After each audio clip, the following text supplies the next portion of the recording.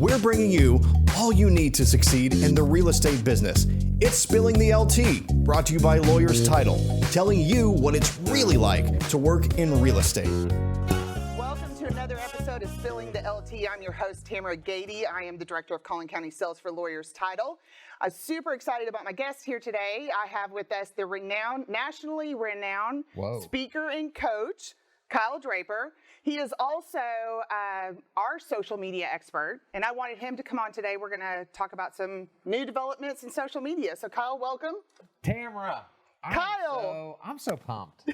I don't know where to put my legs on this set. I made you weird today somehow. I think we'll say good words that come out of our mouths. So. I think it needs to be like something to get people going, right? There's so many new things out there that people need to be working on to further the business and get a bigger presence on social media. 100%. Well, we're doing the one we're going to talk about today. So we're going to do a podcast on podcasting. Yes. Are we going to explode the universe right now? Do we have that power? No, probably not. I wish I did. I would abuse it so much. Okay, random, real quick. If you had a superpower, what would it be? One. I already know what mine is. Fly. To be able to fly? Yeah. I want to be invisible. See, like that, I feel like if a man says invisible, it feels dirty. Like you would like want to like snoop on people. I don't feel like that if a woman says that. Yeah. But when a man says invisible, I'm like, you pervy dude. There's a lot of places I want to go that I can't go. And if I was invisible, I get to go. What? Like what's one? What would you do if you were invisible? Where would you go? Buckingham Palace. Oh. I'd go try on a bunch of diamonds and crown jewels. But I could fly there. Yeah, but you couldn't get in. I probably could fly past security. Okay, this is not our topic for today. So let's get on track. Let's go. All right, first thing I want to ask you. Let's talk about the difference between a podcast and a video. Because they're very different. Sure. And I don't know that people understand, because we're doing a video right now. So is this a video or a podcast? Well, let me tell you my quick story on why I even started podcasting. One of my buddies, he has a really big mortgage podcast, and we were having lunch, and he goes, Kyle, do you know that the average video on Facebook is watched for like 1 minute and 8 seconds? He said the average podcast episode is listened to for 18. And I'm proof of that, because you got about 5 seconds. Yeah, and the moment video before I'm going to log off if it isn't worth anything. Yeah, and so the moment he said that, I was like, oh my gosh, why am I so fixated on video? Yeah. Right? So the difference is video is just video. It lives wherever video lives. The power of podcast is we don't feel like the same with video, where it's like, well, I need to sit down and watch. With podcast, it's on in our car. It's on a walk. It's on at the gym. It's on while you're, giving your kids a bath. It's just on. And so there's just so much power in it. And then like what y'all are doing in the studio, this is a podcast, but then you also are able to break all this video down into little bitty segments. And so there's just so much power in doing the podcast now, because with the podcast, you get the video.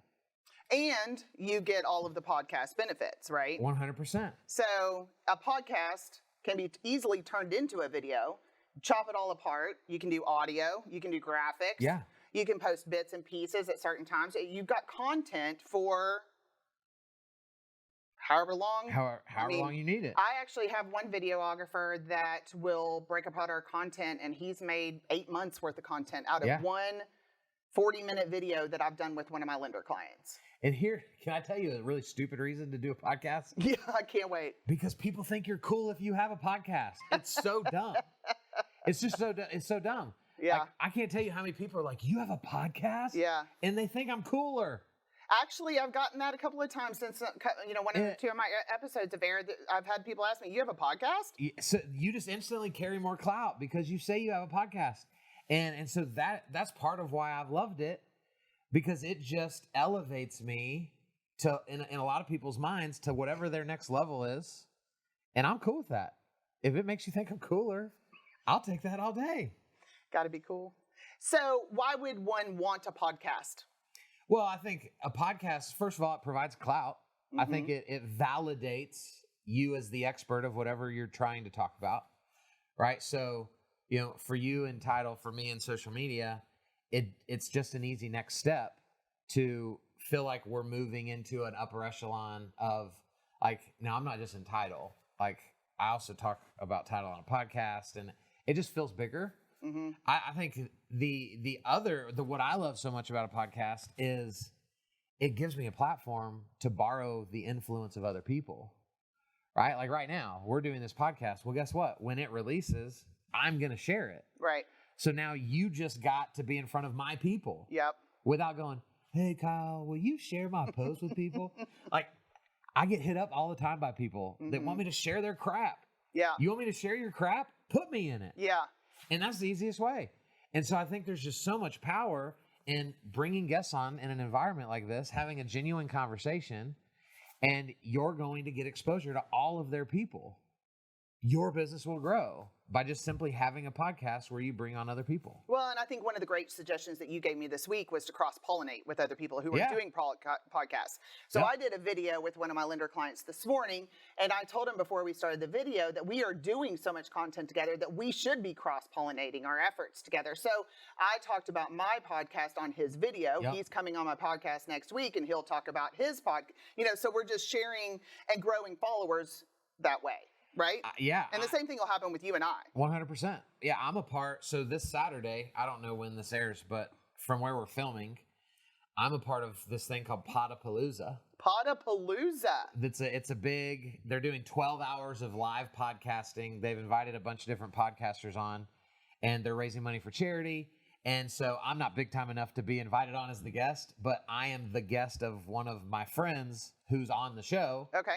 So this Saturday, I'll be on an hour-long podcast. Guess what? My listener base is going to grow. Yep. Because I'm going to be on his show during this Podapalooza. Yeah. And everyone that does a podcast is always looking for new people to come on. Yep. Right? They're begging for people. Content. Yeah, you're looking for content all of the time. And so right? I'm also, there's a website called Podmatch. Podmatch. Okay. And it's basically like a Bumble or a Tinder. I've been married for a really long time, so I don't know all the cool names of this stuff. But it's basically like a dating site for podcasters, and you can go on there and you can look for shows to be on. You can also look for guests. It's unbelievable the influence that comes with doing a show. Well, and you tapped into this, so let's explore this a little bit. So how do you pick the right guest for your podcast? Well, I think you have to stay true to what you design your podcast to be. Sure. Right? So like my podcast is about social media. So I'll have people go, oh, I want to come be a guest on your show. And I'm like, you suck at social media. Like, why would you come on here? This is a show about social media. Right. So I say no to a lot of people because they're genuinely not good at social media. Yeah. Right. So to me, we've got to identify. I was talking to another lender, and he lives in Flower Mound.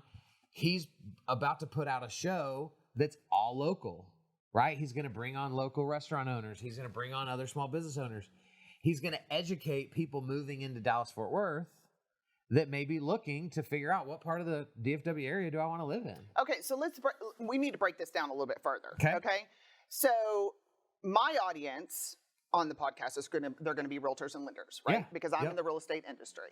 Your podcast is going to speak to all walks of life, right? Because it's about social media. It can, but I cater it to the real estate space. Okay. But I do have people that listen outside of it because they can still find value from it.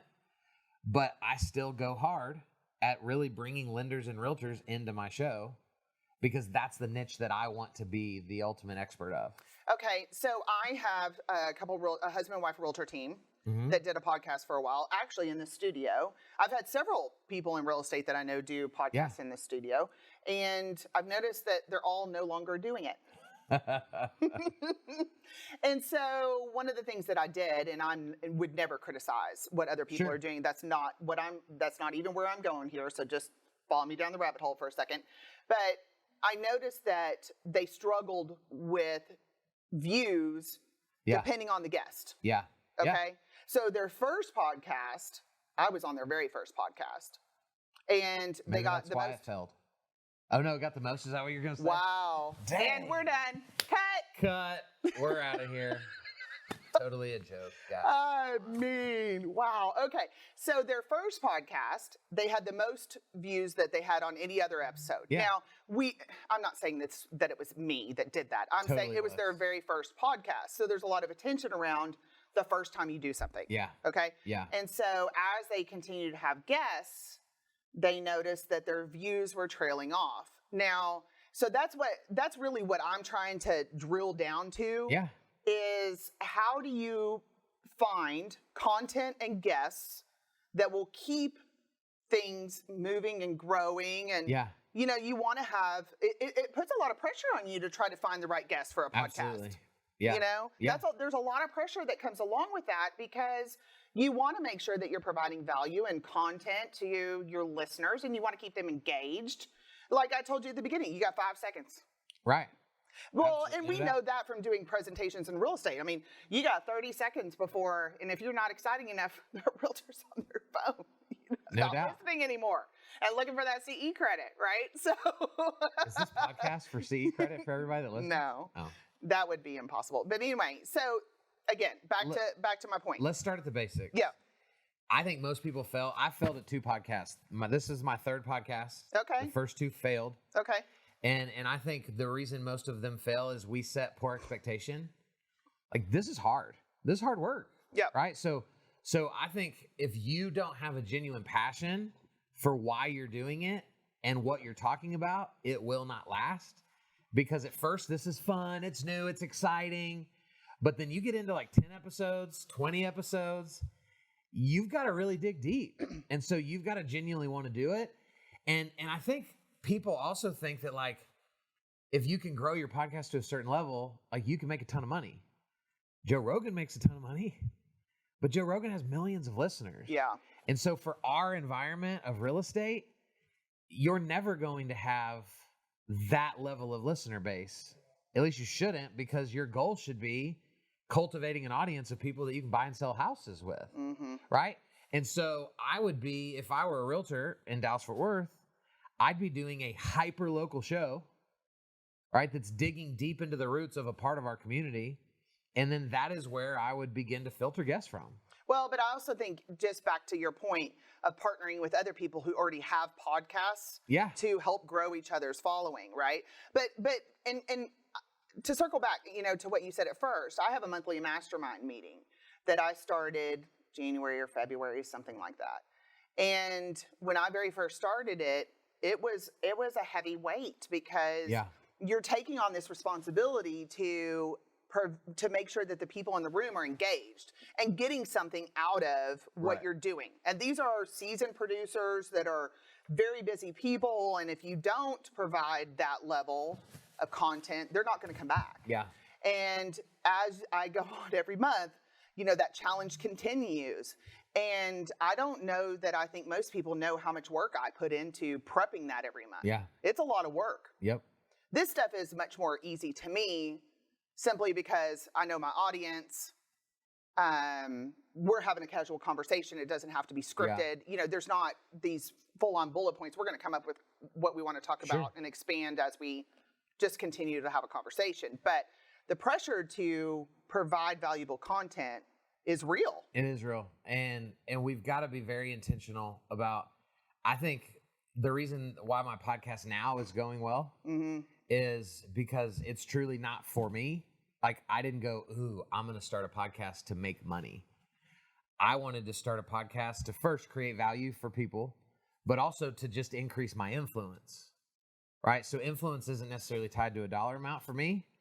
It's just tied to eyeballs that are paying attention. Well, and so that was another question I had for you. So do you look at how many views you get, how many comments you get, how many likes or whatever it is, whatever social media platform you're on, to see which videos get more attention than others? And then continue based off of what gets more attention. Do you see what I'm asking? I do see what you're asking. I'm not a data person. Okay. Like, I'm not that smart. Right? So I don't overanalyze data like I'm sure there's a lot of people that do. I'm watching for general trends. And are my monthly views going up? Right? Is my watch time increasing? And I will go back and go, are any of the last 10 episodes, like, did any one of them just way outperform the others? Mm-hmm. And then I might put a little bit of thought into, was it just the guest? Is it just a guest that has more influence than the rest of them? Or was it the subject? Did we talk about something that's just really polarizing, or it's a huge issue that people need help with? But for the most part, like, you're the expert of what you do. So you know where to take people. And if we let the data be too important, Mm-hmm. you're no longer in charge. The data is. And the data doesn't know your people. You know your people. And I think you have a valid point there, because you have to be really invested in your business and what you're doing to be successful at some of these things, right? Absolutely. I'm very keenly aware of what's going on with my client base. Right. I talk to them, I study the market, I study what they're interested in. Right. There's a lot that goes into what we do. And you've done the same thing to grow your business, right? And those should become the talking points that make it onto the platform of a podcast, right? That's why I'm bringing on guests that are actual, like, most of my guests are like actual realtors that are in the space that the realtors are in. And I'm pulling their nuggets out of their business. So I'm not even really the talent on the show. Okay.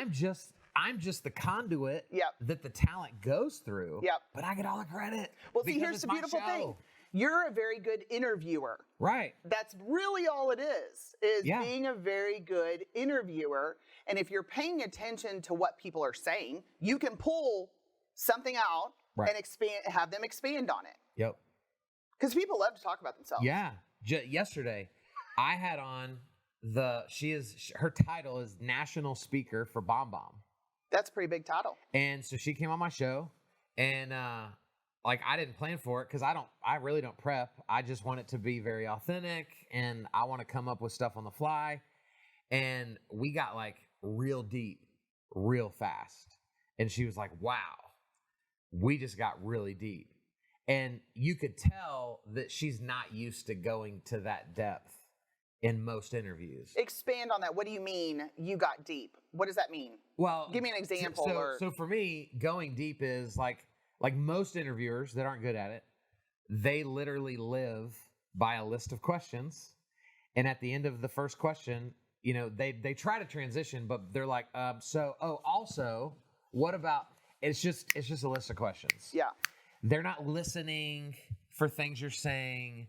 And so the way that I end up deep with people is I ask her a very simple question. I let her talk. I'm actually listening. Right. Right. And then instead of trying to move it to the next conversation, I'll go, oh, that's interesting. Tell me more about that. Mm-hmm. And just that simple. Tell me more about that. Mm-hmm. Requires her to now say something that most interviewers never allowed her to say because they just stayed very surface. Sure. And so people end up enjoying the episodes because they may have heard her on another podcast, but this one's going to be different because she's going to get to a depth that she wasn't able to get to on another show. And so I think that's the power of podcasting, is because it's unscripted. It can be unscripted. It can also be very scripted. But I love that because it's unscripted, this conversation can go anywhere. Don't you think the best ones are unscripted? I mean, I a couple do, yeah. bullet points about what you're going to talk about. You're knowledgeable enough about your subject that you can expand. Yeah. You get on the stage and you go. 100%. No paralysis analysis. And you're also going to have some duds. It just is what it is, right? None of us have every day is a great day. We have days that are bad.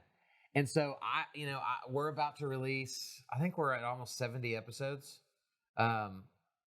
There's probably been 8 or 10. Hopefully none of my guests will watch this and wonder if they're in the 8 or 10. You're going to have to, are you going to give me a list after we're done? Sure. Yeah, we're close enough friends, as you promised. Otherwise I'll murder you. But there's been 8 or 10 that I'm like, it wasn't terrible because I'm good at the interview part, but it wasn't what I hoped it would have been. Mm-hmm. And it is what it is. I released it anyway. And you know why? Because everybody connects to something different. When I used to be a pastor, oftentimes, like, in my opinion, my worst sermons, I'd get home and I'd be like, ugh, that was awful. And my wife would go, that was one of my favorite ones. And so we all use a different scorecard to decide if something's valuable or not. And so I just push it all out there, because who am I to say, well, I don't want you to hear that episode because I didn't like it, when it might really impact you. Well, okay, so when I think of dud, I would think of someone that doesn't know how to contribute enough to the conversation. Sure. So I have two people that I'm contemplating having on the show. Oh, let's say their names. No, I'm just kidding. Absolutely not. And so my thought process is, I'm not sure that they would be able to bring enough content. They're very good at what they do. Sure. They're very good at what they do, but when you put people in that chair Yeah. and you turn on all the cameras and the lights, Yeah. something different happens Yeah. to people that don't have a lot of experience doing it, right? Yeah. And so I could have had a conversation at a coffee table with a beautiful latte, and we could have had a whole different kind of conversation than we would here. And you have to be concerned, how much of that load are you carrying? Mm-hmm.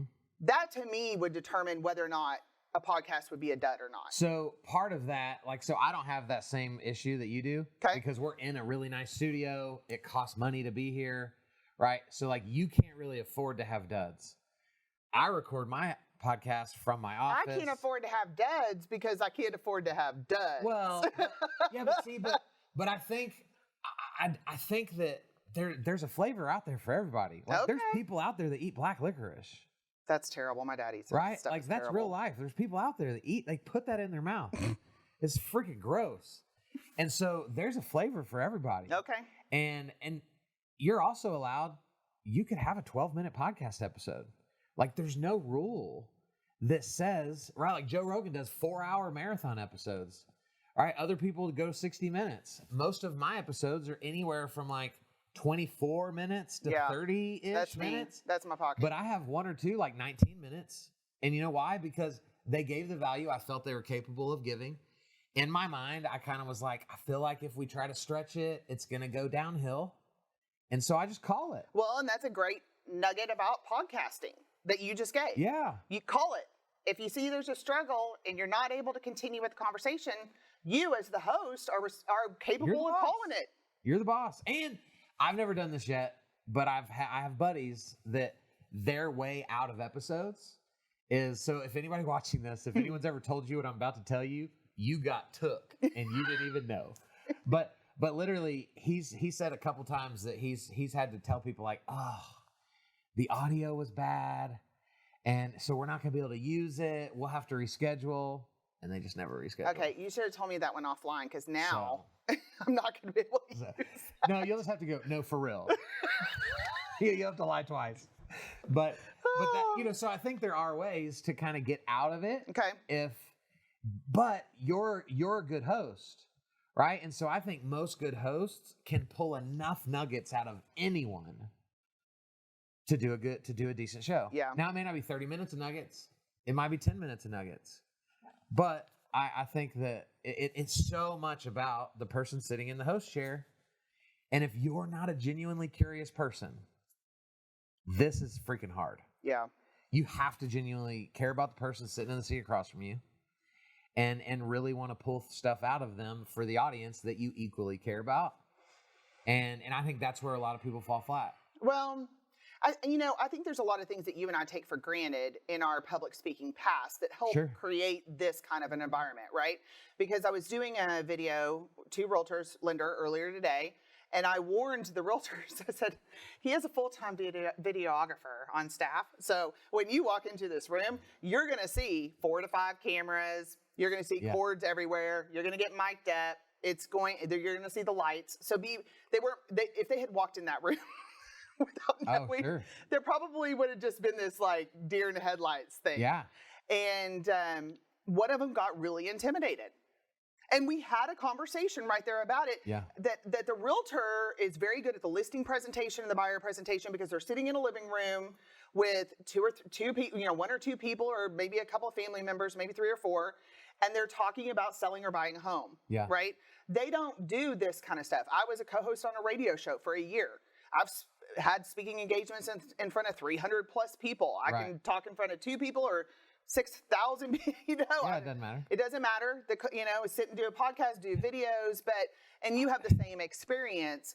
So how do we coach some of these people to empower them to not just maybe not do a podcast, but just to do a video?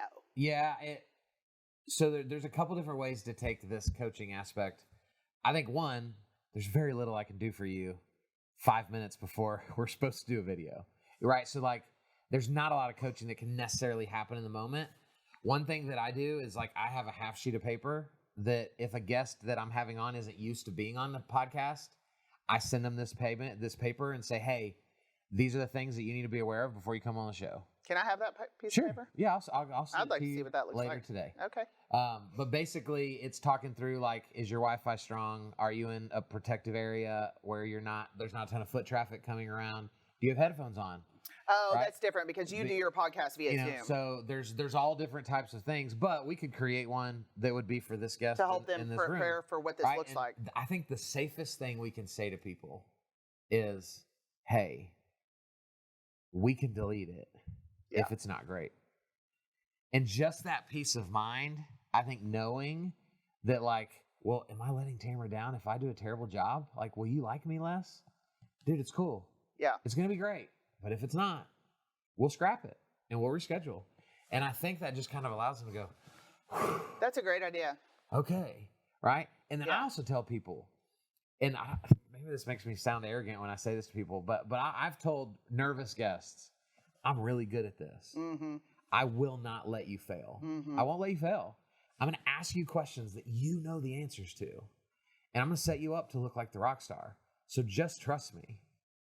And if I know the guest, if I don't know the guest, they're really good at what they do, so they don't need that pep talk. But that means a lot to people. I will not let you fail. If anyone's looking stupid on this stage, it's going to be me. You're really good at looking stupid on the stage. I'm great at it. It's one of my greatest gifts. I think that's a superpower that God gave me. Okay. Everybody's like, I'm flying and I'm invisible, and I'm like, I'm really stupid. But actually, I enjoy our time together because it brings out a lighter side to me, right? Yes. That doesn't normally get to come forward on when I'm in work mode, right? Because absolutely, this is business. We're here to do business. Let me also say, like, this environment that we're in right now is very intimidating to most people. I would think so. Right? This is not normal. Having a bajillion cameras and not knowing where to look, right? Like, I would encourage anybody listening to this episode, like, if you've never done a podcast, just start simple. You can literally, you could meet someone and go in a room and set a Blue Yeti mic down in the middle, and you could start there. You could use Zoom, which is the way I do my podcast. All right. And so there's so many ways to try this without going, I don't have $1,000 a month yet to pour into a really, really nice something. Mm-hmm. Because again, this is really helpful for the video aspect, but a podcast is audio. So like, I don't even push out the video of my podcast because I do so much other video content.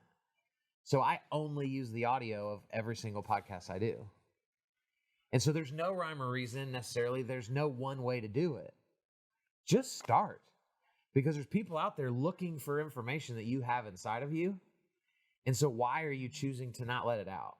Well, and I think that's a great tip for you realtors, okay? Because a lot of you guys get marketing budgets from your broker to spend on things like marketing materials or podcasts. And I think that's one of the reasons we've seen a surge of realtors doing podcasts. But they didn't start with the basics, which is do a video or be consistent in your social media. So why don't you, instead of just jumping straight into the deep end of the pool, let's use those marketing dollars for something that makes a little bit more sense while you gain your confidence in your content, your speaking ability, and your ability to carry on a podcast, right? Week after week after week, or month after month, whatever it is. And so take those baby steps and allow yourself to have those opportunities to gain that confidence, like I said, and use those marketing dollars later on when you are ready to start to have something on your own. Absolutely. Like this. 100%. And can I tell one more story? Am I allowed to do that? One more story, and then we're going to wrap it up, So, Brother Kyle. A guy that I just had on my podcast, he has a podcast in Georgia called What's Up Dunwoody, and it's Dunwoody, Georgia. He's had over 60,000 downloads of his podcast, and he interviews city officials. He's interviewed the mayor. And the morning of our episode, he was like, dude, the mayor texted me this morning. And so this is, the reason I'm telling the story is, to me, the most powerful aspect of a podcast is the doors it opens for you that have nothing to do with the podcast. Like, this guy now is friends with the mayor because he invited him on a show. But if he just would have called the mayor and been like, I'm a local realtor and I'd love to have coffee with you, that the mayor's going to be like, what? No. Yeah. And so in the inside of the real estate space, I could pretty much ask anyone, hey, my name's Kyle Draper. I'm a social media guy. I have a podcast where I add value to realtors and lenders. I would love to bring you on the show because you have so much value to offer people. Like, that's such an easy ask. Yeah. Than for me to be like, I have a coaching program and I'd love to tell you about. No, there's a million of those, right? So that's what I love. I mean, I think if I'm a realtor in Dallas-Fort Worth and I have a local podcast where I could literally call the mayor of Dallas's office and go, man, there's so much crazy stuff going on in the city right now, and I would just love to have you on the show and let you just tell the story. That's an awesome opportunity. And who knows the doors that it opens. And it started with, I just want to have you on my show. Yep. I haven't talked about title once, have I? No. And you don't have to. It's right there. Because let's be honest. What the hell are we going to talk about for 30 minutes about title? Actually, if you talk to my escrow officers, there's a lot. 100%. Yeah. But that people would care about until they need it. Yeah. Right? Yeah. And so this is the beauty of it. It's literally right there. Right. It's been on the screen. Wow, I just spit a lot. It has been on the screen the entire episode. You made Ziggy laugh. I know. We got him in the back. But this is the beauty of what we do. Yeah. I don't have to lead with me. I am the host. I'm literally the host of the show. So why do I need to make it more about me? I can make it about you, and all the value that you bring, I get credit for. Look what I did that today. Every week, somebody texts me or calls me or emails me and is like, dude, that episode that you did with so-and-so, that was powerful. They're not calling them and saying that. They're calling me. This isn't rocket science. People need to be crushing these. What's the Nike slogan?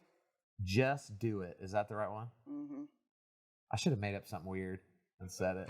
You made Ziggy laugh again. Man, I love it. I haven't heard Ziggy laugh yet, so here we go. That's all I care about. I'm not even trying to say smart things. I just want the people behind the curtain to laugh at me. Right. Well, I think that's going to be the last one for today because we need to wrap it up. Okay. Thank you, Kyle. You are so welcome. For being my guest on the podcast today. Thank you all for watching today. This is another episode of Spilling the LT. Make sure that you go on to all of our channels, YouTube, Spotify, Apple Music, wherever a podcast is posted. You can watch it there. Make sure you like, share, and follow so that you can make sure to stay up to date on all things real estate. I'm your host, Tamara Gady, and I thank you for another episode.